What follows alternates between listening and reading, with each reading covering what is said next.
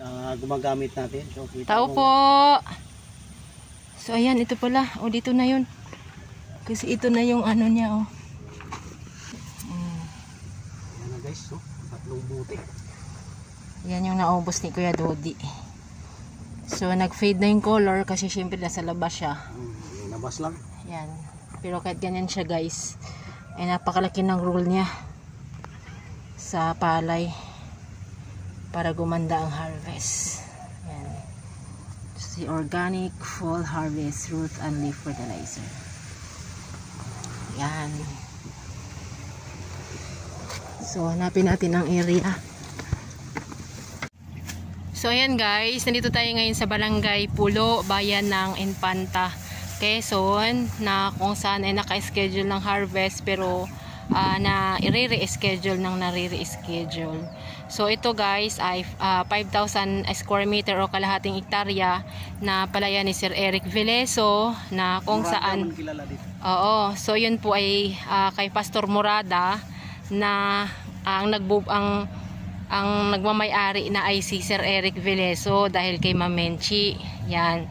So ito yon na area na kung saan ay hindi nag-spray ng any insecticide at saka pesticide, pero atin pa rin niyang i-confirm dun sa nagbubukid. So dahil na-reschedule yung harvest, kung kaya ay pagpaliban natin yung pag-interview kung kailan ito maisasagawa ang pag-harvest. So take note, ito ay 5,000 square meter, tapos hindi ito gumamit ng urea or any insecticide at pesticide. Alamin natin guys kung ilan ang naging harvest nito, at dahil sa isang sako lang ang synthetic nito.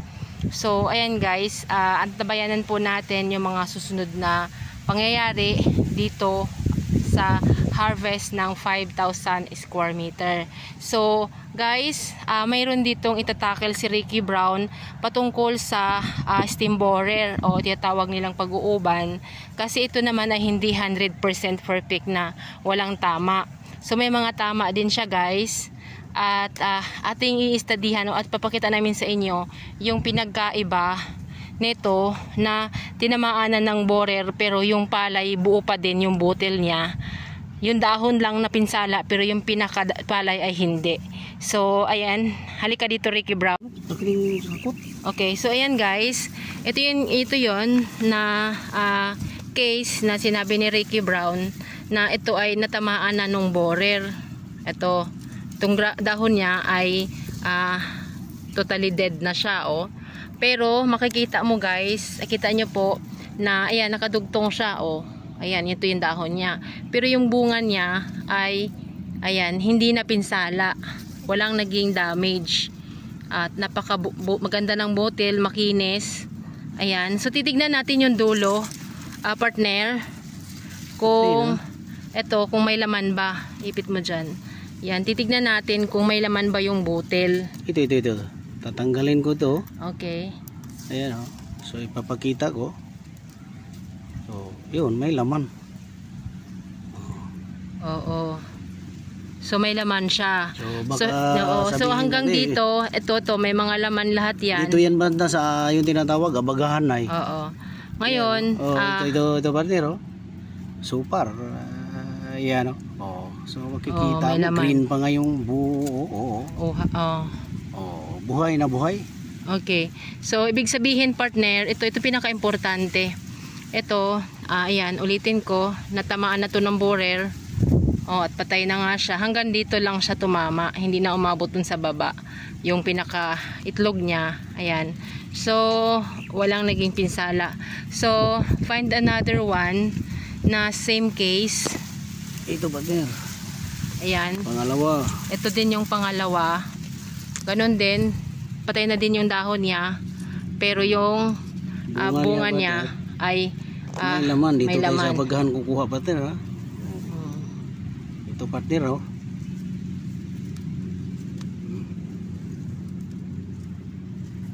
bunga pa rin. Napakapintog napakapintog yung butil. Yan. So May mga case guys na ganon, katulad nito. Ayan. Green, may tama na yung dahon pero nakasurvive yung palay. At ayan, nakita naman natin, napakaganda ng quality ng palay. So, ito guys ay... Partner, may tama siya, pero ito, ipakita ko, walang tama ito. Sulit ito. Kikita mo, pare-pareho sila, bumibira talaga. Yun, makikita mo yung diferensya niya. Idikit ko, partner. Ito may tama, ito walang tama. Pero kung tingnan mo, partner, pintog pa rin yung bunga, bumibira. So yun ang panalo doon sa magsasaka. So take note natin guys na very important yung consistent ng application ng ating root and leaf na naka-schedule, kasi 'di ba may protocol tayo. Kapag sinabi na ganitong edad yung palay at kailangan mo i-spray, kung hindi mo ma-spray ay i-advance mo or malit ka ng isang araw, okay lang. So kasi po ay ang nangyayari kapag ka po napaliban mo ng 3 araw hanggang 4 na araw, so parang 15 days mo na siya na hindi na isprehan, so nawala na ng pagkain yung halaman, nagutom na siya, so mahina na siya, kailangan mo na dapat pakainin, pero dahil na-delay ka, so ang nangyayari, pagpasok ng insekto, makakatusok talaga siya kaagad o makakapagawa talaga siya ng pinsala.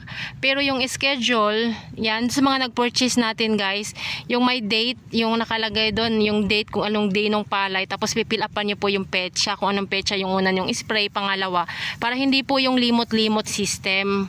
Ayan, so may mga guide tayo, calendar na dapat sinusunod doon sa nagpo-purchase sa atin, kasama na po yung calendar o yung activity ninyo na naka-breakdown doon ni Ricky Brown kung anong gawin.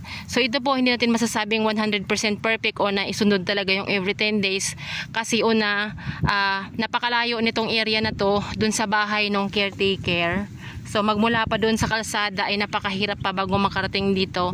So may tendency na mayroong na absent na delay yung pag-i-spray. But ang pinaka-importante dito guys ay hindi sila nag-spray ng any insecticide at pesticide. So kakausapin natin yung may-ari nito pag harvest at kung ilan din yung nakuha nito, magkano din yung kanyang ginastos.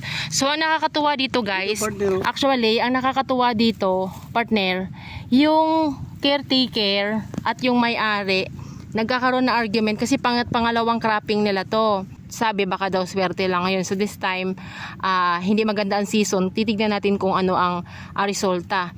Pero si Sir Eric ay hindi naman siya farmer dahil pastor siya, tsaka teacher, mag-asawa, pero dahil naniniwala sila sa technology, nag-adapt sila. So sabi nila dun sa kanilang caretaker, pagbigyan niyo na muna ako dito sa sinasabing technology, kapag hindi ito nagkaigi, ikaw na ang masusunod doon sa pagbubukid doon sa palayan ko. So ayan, nung unang cropping doon sa organic, naging maganda yung result.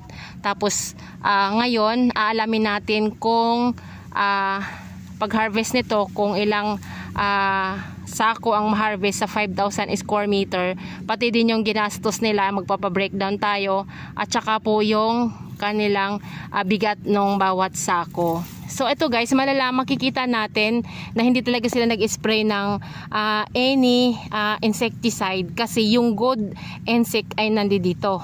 So yan, halika partner, may nakita akong kakaiba. May mga bao, may piyangaw to, no? May kuwan pa, maraming bao-bao. Yung bao-bao, papatay ng palay yan eh. Dito. Ayan, ito partner yung may web. Ayun o, dalawa pa sila, tatlo, marami. Ito, ayan, good na yan.